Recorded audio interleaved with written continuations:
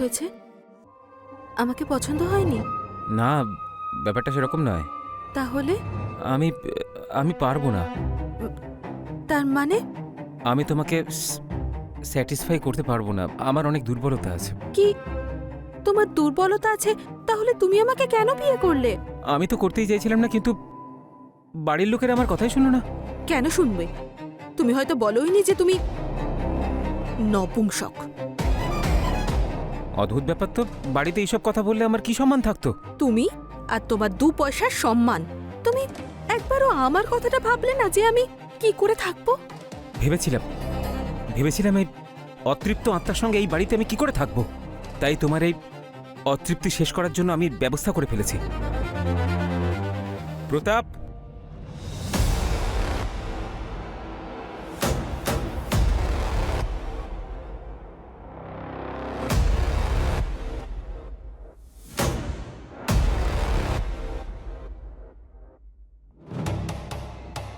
এ হলো আমার বন্ধু প্রতাপ, বিছানার সব থেকে বড় খিলাড়ি। এই খেলায় ওকে আজ পর্যন্ত কেউ হারাতে পারেনি। আজ থেকে তোমার খেয়াল এই রাখবে। Have fun, all the best.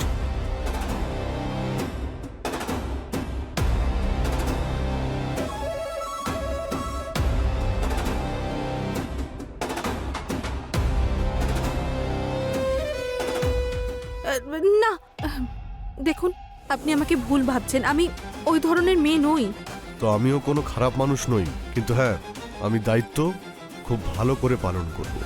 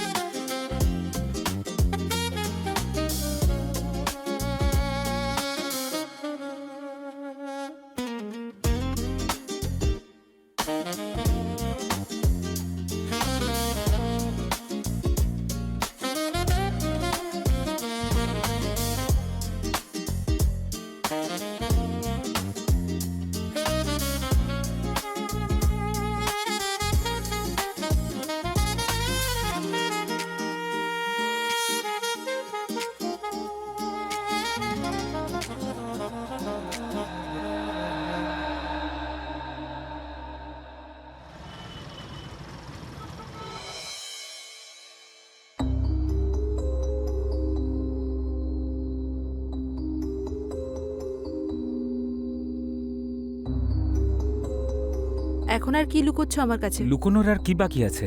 তোমাকে খুব অধৈর্য দেখাচ্ছে যে। প্রতাপ আসেনি সেই জন্য তো? সব বুঝতে পারি আমি। যদি সবই বোঝো তখন জিজ্ঞেস করো কেন? জিজ্ঞেস করছি না, বলছি। প্রতাপ কোথাও বাইরে গেছে, ও আজ সন্ধ্যাতেই আসবে। তুমি তৈরি হয়ে যাও।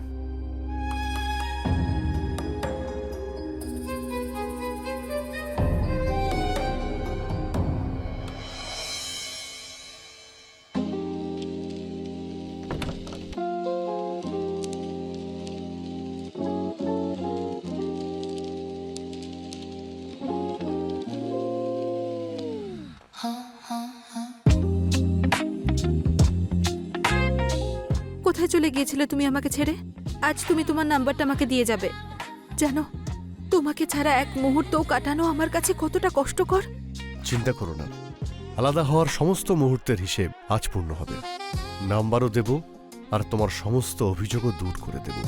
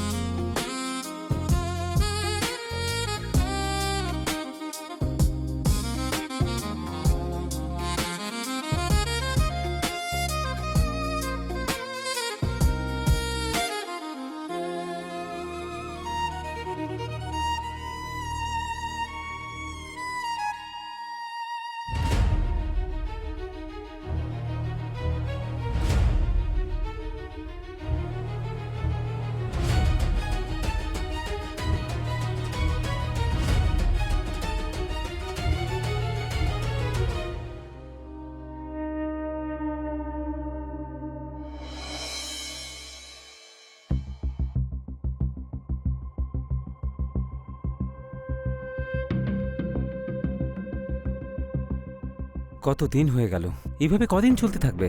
আমার বাড়ির লোকজন অথবা আত্মীয় স্বজন অথবা অফিসের লোকজন যদি এটা জানতে পেরে যায়, তাহলে তো আমি কাউকে মুখই দেখাতে পারবো না। আমি দিব্যার সাথে কথা বলি।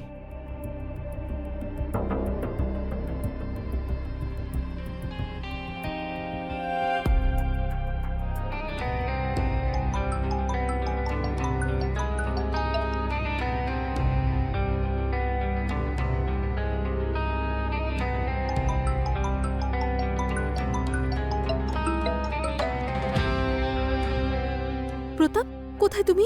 আমি একটু সমস্যায় আছি, তুমি প্লিজ এক্ষুনি বাড়ি এসো, তোমার সঙ্গে কথা আছে। আরে এমন কি হলো আবার? বলো না তুমি কি বলবে। ওফো, আমি আমি তোমাকে ফোনে সব বলতে পারবো না। আরে এমন কি কথা যা তুমি ফোনে বলতে পারবে না? প্রতাপ, আমি আমি প্রেগনেন্ট। প্রেগন্যান্ট? হ্যাঁ। আচ্ছা ঠিক আছে, আমি এখন একটু কাজ করছি, রাতে বাড়ি ফিরছি, তারপর কথা বলবো।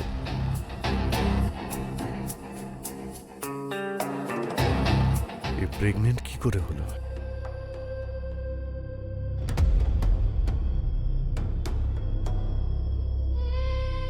তুমি এত চিন্তিত কেন? ভালোই তো হয়েছে। তাহলে তুমি সব কথা শুনেছো? দেখো দিব্যা, তাড়াহুড়ো করো না, কাউকে তো কিছু বলার দরকারই নেই। এই বাচ্চাটাকে আমরা পালন করব, ও আমাদের দুজনের হবে। প্রতাপকে কেন কল করছো? ওর নিজের জীবন আছে তো। প্রতাপ এই সন্তানের বাবা। তাহলে এখন ওই বাচ্চার বাবা আমি। তো তুমি হঠাৎ পুরুষ হয়ে গেলে? তোমার কি মনে হয় আমি তোমার মতো কাপুরুষের সঙ্গে কতদিন থাকবো? দেখো দিব্যা, সোসাইটিতে আমার কিছু সম্মান আছে। তুমি যদি উল্টোপাল্টা কিছু করো না, আমি কোথাও মুখ দেখাতেই পারবো না। যদি মুখ দেখাতে না পারো তাহলে দড়ি কলসি নিয়ে ডুবে মরো। আমি ভালো মন্দ যা ডিসকাস করার প্রতাপের সঙ্গেই করব, তুমি কিন্তু এর মধ্যে নাক গলাতে আসবে না, বুঝেছো? তুমি যে প্রতাপকে এত ভরসা করছো না, ও কিন্তু বেশি দিন তোমায় সঙ্গ দেবে না। এটা তোমার ভুল ধারণা।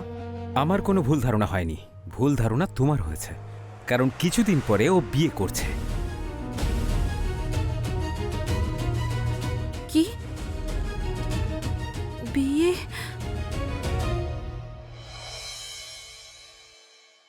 এক্সকিউজ মি, আপনি কে? আমি প্রতাপের সঙ্গে দেখা করব। প্রতাপ স্যার এখন উপরে আছেন, আপনি 2 মিনিট নিচে বসুন, উনি আসছেন।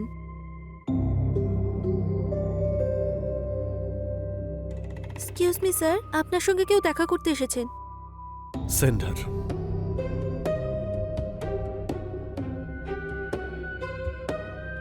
আরে দিব্যা, তুমি এখানে? অভিনন্দন, শুনলাম তুমি নাকি বিয়ে করছো। এ কথা তোমাকে কে বললো?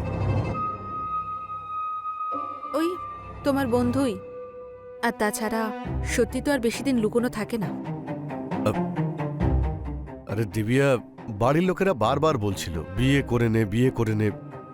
ওদের বারবার কি করে বারণ করতাম? যদি বিয়ে করতেই হয় তাহলে আমাকে করো। তোমাকে? কিন্তু তুমি তো নবীনের স্ত্রী। নবীনের স্ত্রী? ওই কাপুরুষটা স্ত্রী? তুমিই আমাকে বিয়ে করে নাও না, আমি ওকে ডিভোর্স দিয়ে দেব। প্রতাপ, আমি আমি তোমাকে ছাড়া থাকতে পারছি না, প্লিজ। কিন্তু কিন্তু টিন্তু কিছু জানি না। আর এটা ভুলে যেও না, আমার গর্ভে যে সন্তান আছে সে তোমার।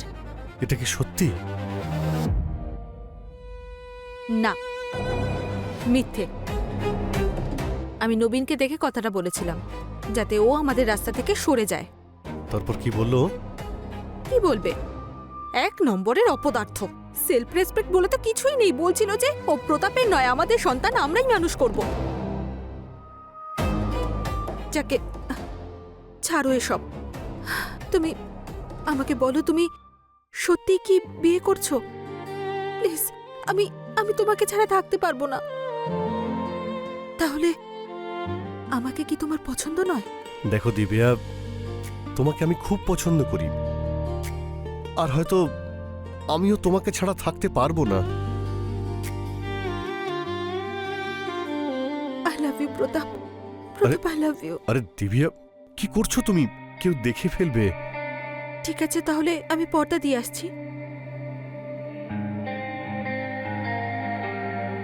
এবার তো আর কেউ দেখছে না। হয়তো দেখতে পাচ্ছে না, কিন্তু শুঁকতে নিশ্চয়ই পারছে। তাহলে তুমি অন্যদের ভয় পাও? আরে ভালোবাসলে আবার ভয় কিসের? তাহলে অন্য কাউকে বিয়ে করবে না তো? তুমি ছাড়া আমার কেই বা আছে? হ্যাঁ? তাহলে বাড়ির লোককে না করে দাও। ঠিক আছে, আমি ওনাদের বলছি আমি মেয়ে পছন্দ করে নিয়েছি, কিন্তু যদি আমরা বিয়ে করে নিই তাহলে নবীনের কি হবে? যারা সত্যি ভালোবাসে তারা এত কিছু ভাবে না। হুম?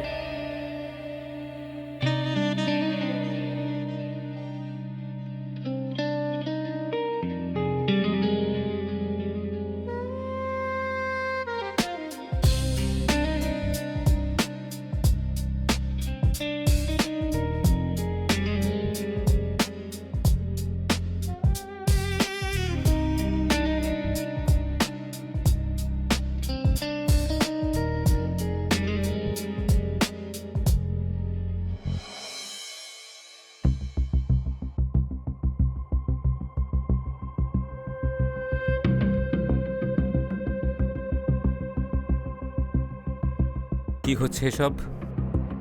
প্রতাপ, আমি তোমাকে আগেই বলেছিলাম হ্যাঁ, যে যা হবে এই বাড়ির চার দেয়ালের মধ্যে হবে। কিন্তু তুমি তো আমার সম্মান নিয়ে ছিনিমিনি খেলছো। নবীন, ওই যে কথায় আছে না, লাভ অ্যান্ড লাস্ট কোনোভাবেই লুকোনো যায় না।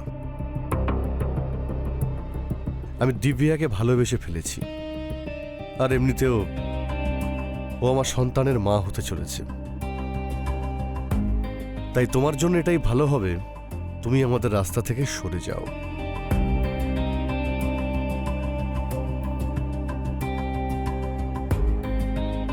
এই হলো ডিভোর্সের পেপারস। দিব্যা তোমাকে ডিভোর্স দিচ্ছে।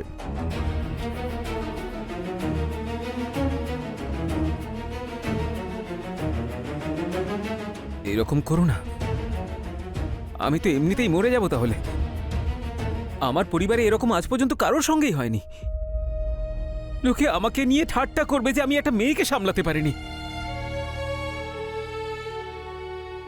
তোমার সম্মান, তোমার পরিবার আমি কিচ্ছু জানি না। তোমার সঙ্গে থাকতে আমার দম আটকে আসে। সেই জন্য তুমি আমার জীবন থেকে সরে যাও। শুনেছ? চলে যাব, শুধু তোমার থেকে নয়, এই পৃথিবী থেকেই চলে যাব। ভয় পেও না, আমি তোমার থেকে অনেক দূরে চলে যাব। তোমার ডিভোর্স দেওয়ারও কোনো প্রয়োজনই পড়বে না। কি বলছিস কি তুই? তোর মাথা ঠিক আছে? আমার মাথা একদম ঠিকঠাক আছে।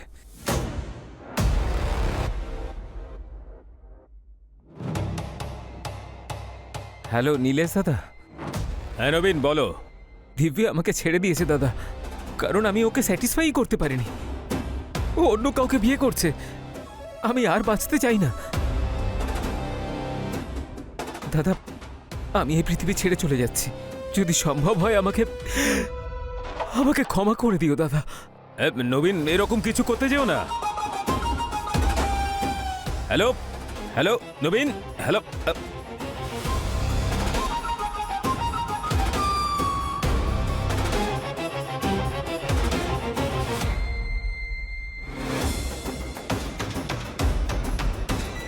আরে কিছু করে না ফেলে, চলো।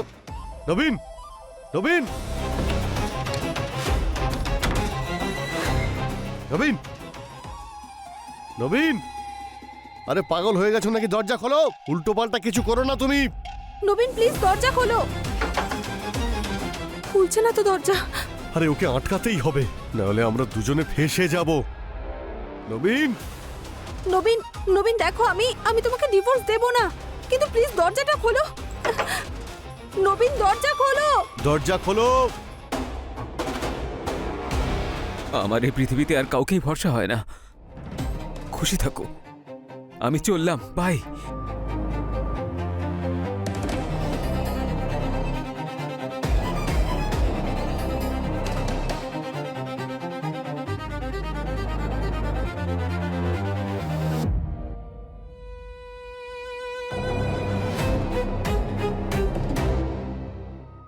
ওর এখন মাথা ঠিক নেই, আমাদের দরজা ভাঙতেই হবে।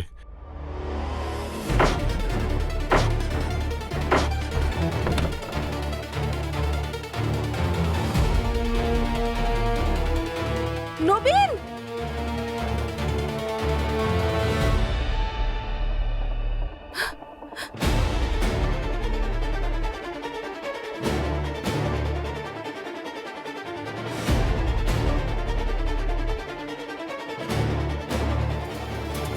এ তো মারা গেছে। তাতে কি হয়েছে? কিন্তু একদিক থেকে দেখতে গেলে তো ভালো হয়েছে। আমাদের রাস্তার কাঁটা নিজে থেকেই সরে গেছে। আরে সেসব তো ঠিক আছে, কিন্তু লোকজন আসবে, পুলিশেরা আসবে, অনেক প্রশ্ন উঠবে। কি উত্তর দেব সবাইকে? কি বলবো?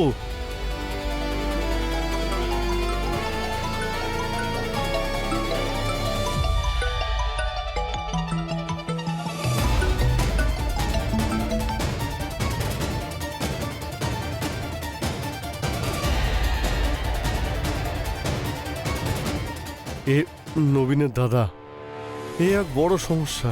ও যতটা রাগী তার চেয়েও বেশি ও ভয়ঙ্কর। ওকে কি করে বোঝাবো?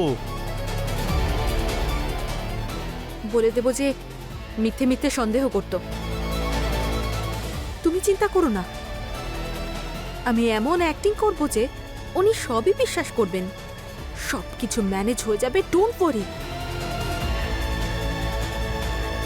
আর তাছাড়া যতক্ষণ কারোর প্রাণ না চলে যায়, কেউ মরে না যায়, ততক্ষণ ভালোবাসায় মজা কোথায়? দিব্যা, আমাদের সামনে এখানে ডেড বডি পড়ে আছে আর তুমি এখন রোম্যান্সের কথা বলছো? পুলিশকে ইনফর্ম করে দিলে ওরা লাশ নিয়ে যাবে। কিন্তু কিন্তু এই ধরনের বিভৎস ভয়ঙ্কর রাতে রোম্যান্স করার সুযোগ আর কখনো আসবে না। সেই জন্য ভেবে দেখো।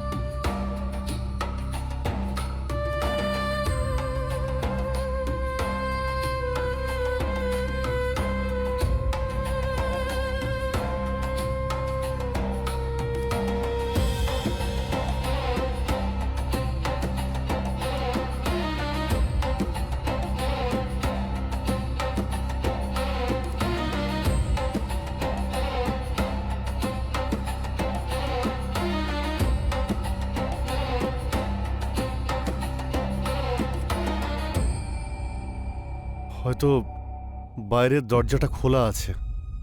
কি?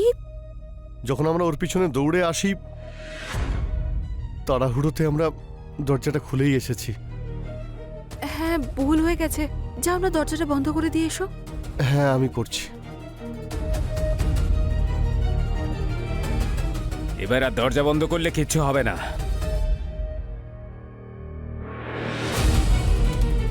নবীন, নবীন, নবীন আমার ভাই, কি হয়েছে নবীন?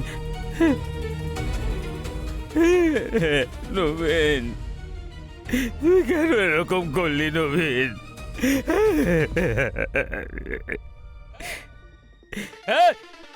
দাঁড়া, এটা সুইসাইড নয়, মার্ডার। তোরা দুজনেই মেরেছিস আমার ভাইকে। আমরা আমরা কিচ্ছু কিছুই করিনি। করিনি, কিছুই করিনি আমরা। চল ক্ষমা চা, ক্ষমা চা, ক্ষমা চা এক্ষুনি।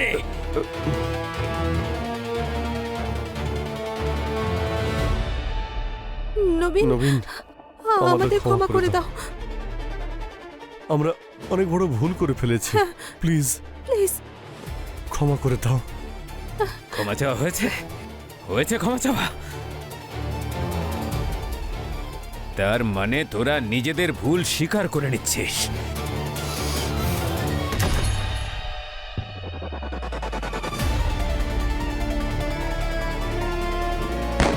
Hello, police station